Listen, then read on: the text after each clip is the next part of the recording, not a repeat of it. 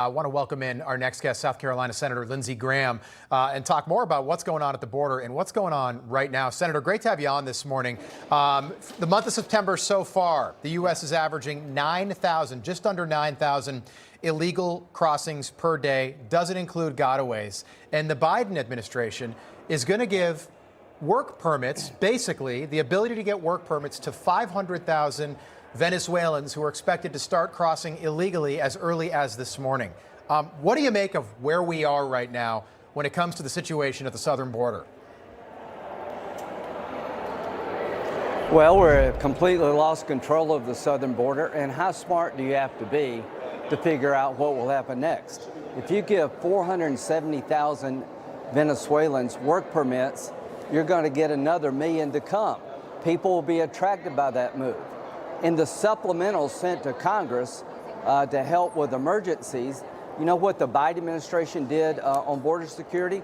They defunded ICE, the enforcement part of immigration.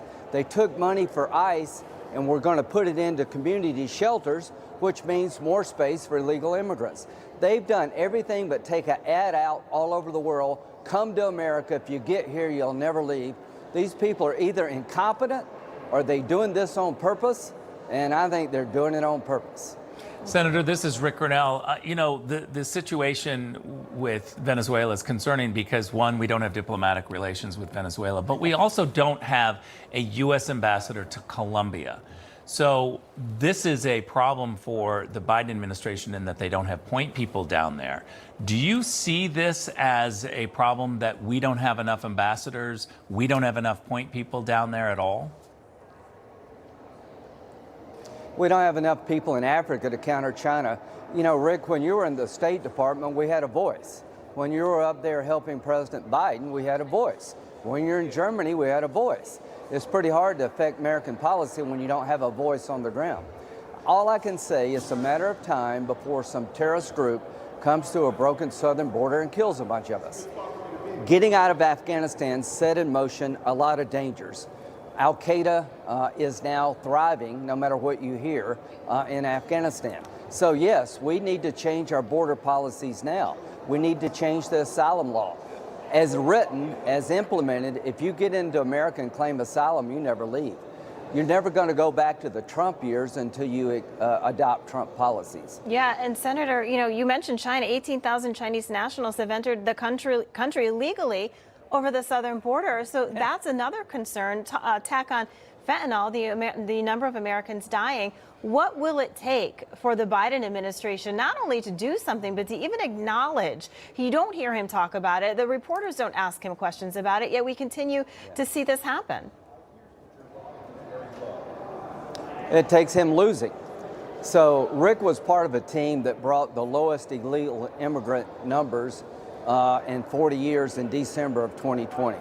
The Trump policies of remain in Mexico worked.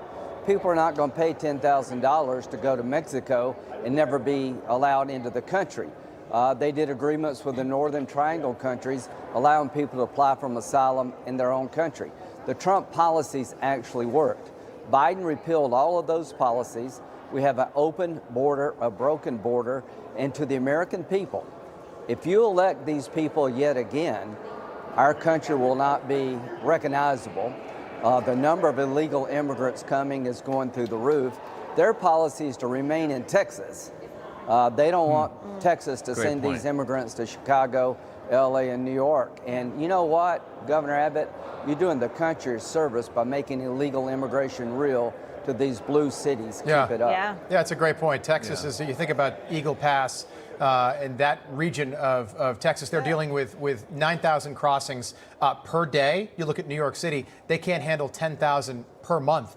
And now Democrats are calling out the Biden administration, who is blaming this all on Congress. And Merrick Garland yesterday had the audacity to address the fentanyl crisis and say this is something we need to address. This is happening because of the crisis at the southern border, because of bad Biden policy. Senator, I want to ask you about what could be a historic deal, peace deal, between Saudi Arabia and Israel. I'm wondering what you're hearing and if you're involved in this, sir. I am up to my eyeballs in this because The Abraham Accords, which was done on your watch, Rick, by President Trump, after he killed Soleimani and some other things before, taking on the Iranians by Trump convinced the Arabs he was a good partner. Y'all were able to persuade several Arab nations to recognize Israel for the first time in a very long time. The natural extension of the Abraham Accords is to normalize relationship with Saudi Arabia. They want a defense agreement with the United States, which would be in our interest, I think. They want a nuclear program, which I think can be done peacefully. And for that, they will recognize the state of Israel. If you could get Saudi Arabia to have diplomatic relationships with Israel, that ends the Arab-Israeli conflict, and that puts Iran in a big box. I'm helping the Biden administration do this. It's a natural extension of the Abraham Accords. Without the Abraham Accords, this would not be possible. But I think we can do it this year or early next year. And it makes it bipartisan. It'd be a fantastic idea to really move this forward. Yeah, Senator, keep us posted on that. Great seeing you this morning. Thanks for joining us. We appreciate it. South Carolina Senator Lindsey Graham joining us from the Capitol. All right.